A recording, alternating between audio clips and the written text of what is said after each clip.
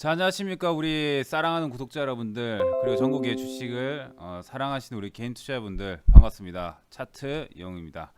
자, 오늘은 이제 금요일인데 오늘 이번 주 한 주 시장도 굉장히 수고 많으셨습니다. 이번 주 한 주는 저번 주에 급락이 나왔기 때문에 굉장히 이제 심적으로 많이 힘든 상태에서 이번 주 한 주를 시작했습니다. 하지만 이번 주 한 주 동안 쭉 반등이 나오면서 많은 개인 투자분들이 다행이다 생각하지 않을까 생각하는데, 일단 제가 증시를 볼 때 어떤 부분을 좀 봐야 되는지, 그리고 증시 예측을 할 때 외국인들의 무엇을 보면서 이것에 주목을 해야 되는지 한번 알려드린 시간 가져보도록 하겠고, 단기적인 증시 예측이 가능하다라는 말씀 드리면서 오늘 영상을 시작을 해보도록 하겠습니다.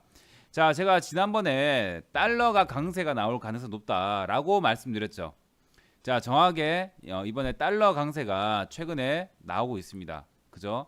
달러가 1130원 부근까지 거의 올라갔습니다. 근데 제가 보기에는 지금은 달러가 단기적으로 봤을 때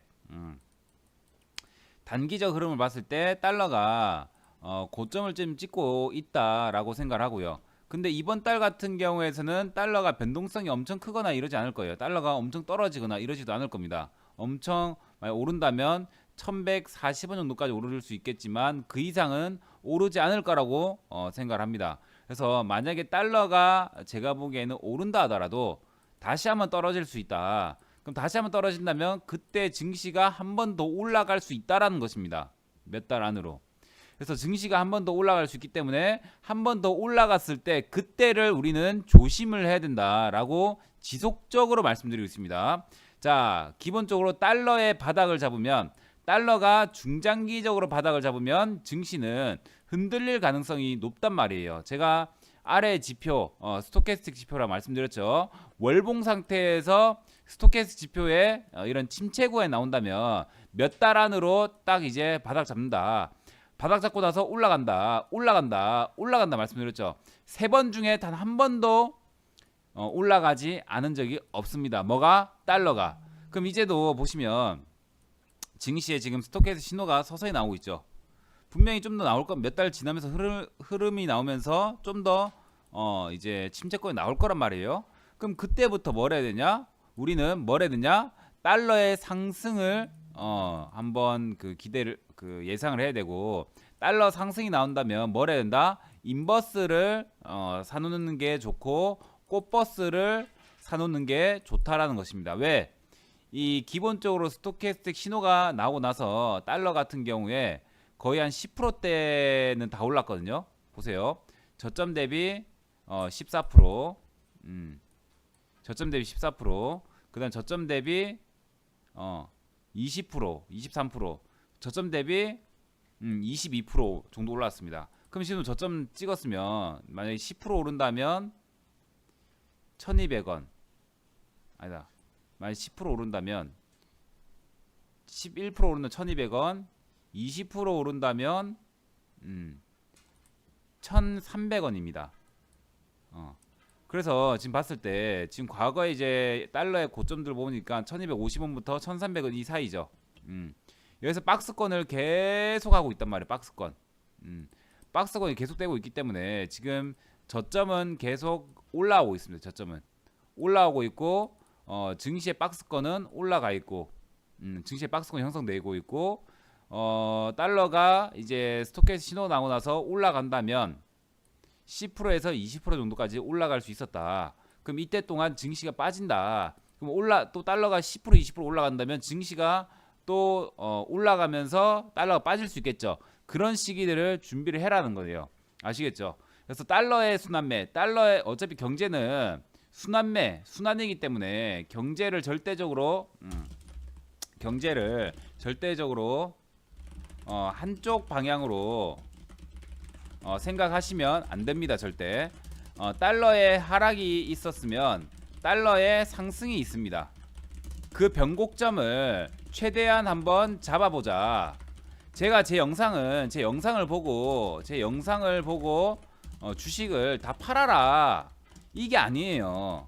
그리고 제 영상을 보고 공부를 하라라는 것이지, 제 영상을 보고 주식 다 팔았다가 주가가 올라갔다, 증시 올라갔다 하면서 개새끼, 소새끼 이렇게 댓글 다신 분들이 있는데, 이러시면 상당히 상처를 받습니다.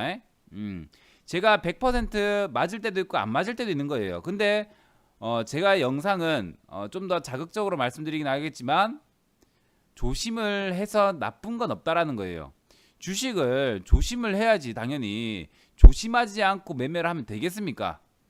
조심할 건 조심하고 조심할 땐 조심해야죠. 안 그래요? 그래서 제가 보기엔 지금 증시는 어느 정도 조심을 해야 되는 구간이라 생각을 하고요. 비중 조절 잘 하시면서 매매를 하셔야 됩니다. 지금 제가 보기엔 이 구간 3170포인트 여기 구간을 많이 돌파를 하잖아요. 돌파하면 증시 더 올라갑니다. 그러니까 2월달 같은 경우에는 증시가 나쁘지 않을 확률이 높다라는 거예요. 어제 거래량이 터지면서 외국인 기관들이 선물에서도 현물에서도 전부 다 싹 다 매도를 했단 말이에요. 근데 오늘 양봉이 나오면서 외국인들이 현물에서는 좀 매수를 좀 해주고 있습니다. 그래서 일단 제가 한 가지 좀 말씀드리겠습니다. 자, 뭐 다른 이제 이슈들 생각보다는 이제 외국인의 수급에 집중한다라고 보시면 되는데, 이슈들은 큰 틀로 봤을 때 이렇게 보시면 돼요. 자, 만약에 경기 부양책, 그러니까 바이든의 경기 부양책이 이제 진행될 가능성이 있습니다. 근데 민주당 내부에서도 공화당 의원들이랑 얘기가 안 끝나면 안 하겠다라는 얘기도 나오고 있고, 그다음에 1조 9조 달러 이거를 너무 크지 않냐라고 하는 목소리들도 있습니다. 근데 제가 말씀드렸지만 첫 번째, 경기 부양책이 시행되었어요. 그럼 분명히 증시가 더 올라갈 수 있습니다. 근데 중요한 거 뭐예요? 중요한 거 이번에 경기 부양책이 시행되었다 하더라도 어떻게 돼요? 그 다음에 경기 부양책 쓸 수 있을까요? 없겠죠. 왜? 증시도 너무 많이 올랐고 경기도 회복이 되었기 때문에 그 다음에 경기 부양책을 쓰기는 어렵습니다. 그러면은 유동성 장세에서 기본적으로 유동성 장세에서 돈이 더 이상 들어오지 않는다 한다면 당연히 기대감이 떨어지겠죠. 그러면서 증시가 빠질 수 있습니다. 그 다음에 실적 장세가 오면서 1분기 실적 장세가 오면서 다시 한번 오를 수는 있겠죠. 그래서 지금 유동성 장세인데 실적 장세까지 한번 보셔야 됩니다. 실적에 의해서 움직이는 장세까지 보셔야 되는데, 유동성 장세 때문에 너무 많이 올랐는데 실적을 보니까 너무 별로 안 좋았다, 1분기도 별로 예상치보다 안 좋았다 한다면 별로 그렇게 재미는 없을 겁니다. 자, 그리고 경기 부양책의 금액이 조금 줄어들었다. 그러면 이것도 기대감에 어떻게 된다? 기대감에 위배가 되기 때문에 기대감이 떨어지는 거예요. 그래서 이것도 어느 정도 조심을 해야 되는 부분이고, 만약에 경기 부양책이 시기가 계속 늦어졌다, 이것도 증시에 별로 좋지 않습니다. 그 결론은 뭐예요? 경기 부양책이 시행된다 하더라도 그 다음에 없기 때문에 어느 정도 한계라고, 어느 정도 주가의 상승 한계라고 느껴보시면 좋을 것 같고, 올라간다면 땡큐, 올라가더라도 항상 조심을 해야 되고, 왜? 기대감이 떨어지기 때문에. 그 다음에 금액이 줄었다 한다면 지금 당장 기대감 줄어듭니다. 경기 부양책 시기가 늦어졌다, 기대감 줄어들죠. 그러니까 주가 같은 경우에는 기대감으로 움직이는 그런 이제 부분들이 있다 보니까 이 기대감을 가지고 굉장히 잘 컨트롤 좀 해봐야겠죠. 자, 그래서 오늘 가르쳐 드릴 것은 증시, 단기적인 증시의 동향을 알기 위해선 외국인들의 땡땡을 봐라 라고 말씀드리고 싶은데, 일단 외국인들의 선물 동향을 보셔야 됩니다. 선물 동향. 자, 제가 한 가지 말씀드릴 텐데 선물 동향을 보셔야 됩니다. 그럼 제가 이제 차트를 보면서 말씀을 좀 드릴게요. 자, 차트를 보면서 말씀드릴 텐데, 자, 외국인들의 선물 동향과 차트를 보면서 말씀드릴게요. 자, 우리가 과거에 상승할 때 있죠. 11월 달, 12월 달. 이때 보시면, 자, 보세요. 이거를 좀 어느 정도 아셔야 되는데, 자, 보시면 아시겠지만, 우리가 11월 달, 12월 달, 1월 달 이렇게 보시면 되는데, 자, 11월 달 보시면 외국인들 선물이 엄청나게 들어온 거 보이세요? 엄청나게 들어온 거 보이세요? 연속적으로 계속 들어오죠. 11월 달에. 자, 11월입니다. 11월 달에 외국인들의 선물의 매수가 연속적으로 들어옵니다. 그죠? 그 다음에 12월로 넘어갑시다. 12월로. 12월로 넘어가는데 어때요? 외 선물 들어왔다가 매수 들어왔다가 매도 나왔다가 선물 들어왔다 이러죠. 왔다 갔다 하죠. 그러니까 상승 탄력이 떨어지는 것입니다. 그러다가 이제 1월 달부터 서서히 잘 보세요. 1월 달부터 매도가 나오죠. 연속적으로. 증시는 올라가는데 증시가 급등을 하는데 외국인의 선물이 줄어들죠. 매도하고 있죠. 이 자체가 뭐다? 1월 8일까지인데 이 자체가 뭐다? 그냥 주식 가격만 오르고 있는 거예요. 주식 가격 오를 때 선물은 매도하고 현물로 사주겠죠. 어차피 현물 이게 주식이죠. 주식과 선물은 비슷하게 움직입니다. 주식시장과 코스피와 선물은 비슷하게 움직이는 거예요. 그럼 선물로 인해서 선물을 매수해주면서 증시를 끌어올릴 때가 있고요. 주식을 사주면서 증시를 끌어갈 때도 있습니다. 그럼 이때 경우 같은 경우에는 현물을 매수를 해줬어요. 현물을 매수를 해주면서 증시 급등할 때 선물을 매도한 거예요. 선물 매도했다는 게 뭐냐면 자기들도 포지션을 많이 들고 있기 때문에 당연히 분할로 매도가 계속 들어가야겠죠. 한꺼번에 매도 못하겠죠. 그럼 봤을 때 매일마다 증시를 현물에서 매수를 해주면서 선물에서 차익 실현을 했다라는 거죠. 차익 실현. 그럼 증시가 양봉이 나올 때 올라갈 때 이렇게 연속적으로 선물에 매도가 나온다면 증시의 한계점, 상승에 대한 한계점이 있구나라고 생각하시면 되는 거예요. 아시겠죠? 그러다가 14, 15, 18. 자, 보세요. 14, 15, 18. 14일이 이때입니다. 15, 18. 14, 15, 18 정도 보시면 3일 동안 겁나 하락했습니다. 근데 어때요? 외국인들이 1조 7천억 정도 매수 들어왔죠. 선물에서. 그죠? 선물에서 1조 7천억 매수 들어오니까 어떻게 돼요? 급반등이 나오죠. 이렇게. 그 다음에 이게 팔죠. 19일날. 그리고 20일날 올라갔고 21일날도 올라갔습니다. 올라갔는데 여기서 보시면 외국인들의 매도를 20일, 21일 전부 다 매도를 했습니다. 3일 동안. 그죠? 그러나서 그 다음 매수해줬어요. 그러니까 이제 올라갈 때 보시면 올라가다가 그 다음 음봉이 떨어졌죠. 보시면. 자, 보시면 아시겠지만 3일 동안 매도를 했다는 것은 올라가면 올라갈수록 매수에 대한 탄력성, 그러니까 증시에 대한 탄력성이 떨어진다라는 거예요. 어느 정도 단기적으로 봤을 때 매도를 해야 된다는 것입니다. 그러다가 음봉이 나와버리죠. 음봉이 나왔을 때 또 매수에 들어왔습니다. 강력하게 들어왔어요. 그러다가 증시가 한 번 더 올라갔습니다. 그죠? 올라갔을 때 어땠어요? 외국인이 매도했죠. 그죠? 그러다 보니까 증시가 빠졌습니다. 증시가 이때 음봉 때 빠졌죠. 3,500억도 매도했죠. 그죠? 근데 이제 음봉 때 매도를 했으니까 지금은 단기적으로 바로 안 올리겠다는 거거든요. 그 다음에 증시가 또 빠졌습니다. 다음날 빠졌는데 또 이제 외국인의 선물에 매수에 들어왔죠.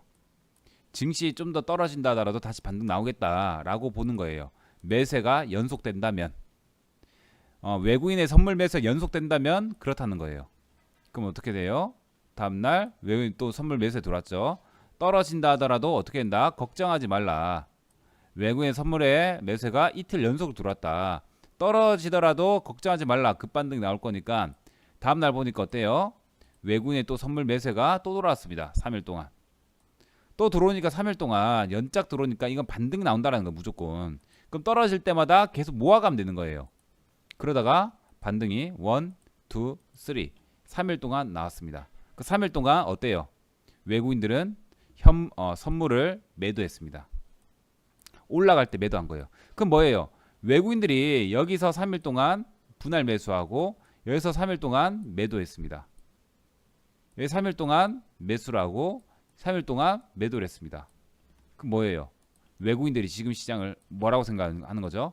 단기적으로만 보고 있다. 단기적인 시장이다 라고만 생각하고 있고 외국인들도 트레이딩하고 있다는 거예요. 지금 증시는 추세가 없다라는 거예요. 외국인들도 추세를 생각하지 않는다는 것입니다. 근데 이제 보니까 어제 거래량이 폭발하면서 음봉이 나오면서 이제 외국인들이 5천억을 매도했거든요. 근데 이때도 이제 외국인들이 매도를 했었죠. 매도하니까 그 다음 떨어졌거든요. 근데 매도를 했는데 오늘 안 떨어졌습니다. 안 떨어졌는데 중요한 거 양봉이 나왔죠. 근데 중요한 거 외국인들이 또 마지막 판까지 해서 던졌습니다. 선물을 어느 정도 던졌어요. 원래 장중에 플러스였거든요. 근데 던졌습니다. 그렇다는 것은 무엇이다? 외국인들도 지금 시장을 엄청나게 상방 추세 장세로 보지 않고 있다. 횡보 장세로 보고 있고 트레이딩을 하고 있다는 것입니다. 그래서 외국인들의 선물, 그러니까 시장이 추가적인 상승장에 나오려면 외국인들의 선물의 매수가 지속적으로 들어와야 되고요. 그러지 않는다면 연속성이 없습니다. 지금 시장도 보시면 5일 동안 외국인들의 매도세 나왔죠. 그죠? 3일 동안 매수세 나왔죠. 매도세 나왔습니다. 시장이 또 한번 꺾일 수도 있다라고 생각을 해야 된다는 거예요. 왜? 외국인들이 지금 연속적으로 시장을 생각하지 않기 때문에. 그래서 3160포인트를 돌파할 때 외국인들의 선물의 매수세가 대박으로 터진다면 이거는 추가 상승 나올 수 있습니다. 근데 그러지 않는다면 이거는 헤드앤숄더 패턴, 일봉상에서 헤드앤숄더 패턴이 나오면서 떨어질 수 있겠죠, 좀. 근데 중요한 거 떨어진다 하더라도 많이 안 떨어질 거예요. 떨어졌다가 다시 올라옵니다. 엄청 많이 떨어지지 않을 겁니다. 아직은 경기 부양책에 대한 기대감들도 있고 아직까지는 대폭락까지 아닙니다. 제가 그 시기까지 대충 최대한 잡아드린다 말씀드렸죠. 아직은 아니니까 2월달은 즐겨보셔라 라고 말씀드렸고, 중간중간 나오는 증시 하락을 대비해서 현금을 좀 들고 계시면서 증시 하락 때 분할로 저가부터 매수를 하란 거죠. 아시겠죠? 아직까지는 폭락자 아니니까 절대. 그리고 지금부터라도 신용 미수 몰빵하지 마시고요. 그것만 안 하시고 현금만 들고 계시더라도 어느 정도 승리할 수 있습니다. 그럼 지금 시장에서 이제 해야 될 거 잘 보세요. 신용 미수 몰빵 치지 마세요. 그리고 떨어지더라도 더 살 수 있는 종목들만 매매하십시오. 우주 끝까지 올라가 있는 종목들 매매하지 마십시오. 바닥에서 이제서야 오르는 종목들, 그런 종목들 위주로 매매를 하셔야 됩니다. 그래야지만 혹시나 시장이 급락이 나와서 떨어지더라도 분할로 더 살 수 있는 놈들만 매수를 하시는 것입니다. 아시겠죠? 요 정도만 지켜도 증시가 떨어진다 하더라도 살아남습니다. 그리고 현금은 어느 정도 꼭 들고 계시고요. 아시겠죠? 요 정도만 딱 보시면 될 것 같습니다. 다음 주에도 제가 증시 예측을 좀 해드릴 것이고, 증시에 대해서 방향성에 대해서 또 말씀해 드리겠습니다. 최대한 영상을 매일매일마다 찍으려고 노력하지만 제가 최근에 이데일리 TV에 저녁 9시마다 나가거든요. 그래서 조금 바쁩니다. 일단 거기서도 최대한 매일마다 최대한 증시에 대해서 말씀해 드리려고 합니다. 그래서 이데일리 TV 저녁 9시 월요일부터 목요일까지 4일 동안 매일마다 방송을 하고 있습니다. 그래서 증시에 대한 부분들 저기서도 계속 알려드릴 것이고, 증시 변곡점에 대해서도 최대한 알려드리겠습니다. 그래서 제 유튜브 구독을 해놓으시면 제가 올려드린 영상들, 그리고 변곡점 시작이다, 이제부터 더 조심해야 된다 라고 할 때부터도 또 이제 영상을 찍을 거니까, 그런 타이밍 왔을 때 영상 찍을 거니까 그 타이밍 때 영상을 바로바로 받아보고 싶다 하시는 분들 구독해 놓으시고 알람 설정해 놓으시면 될 것 같습니다. 지금까지 전문가 차트용이었습니다. 고생 많으셨습니다.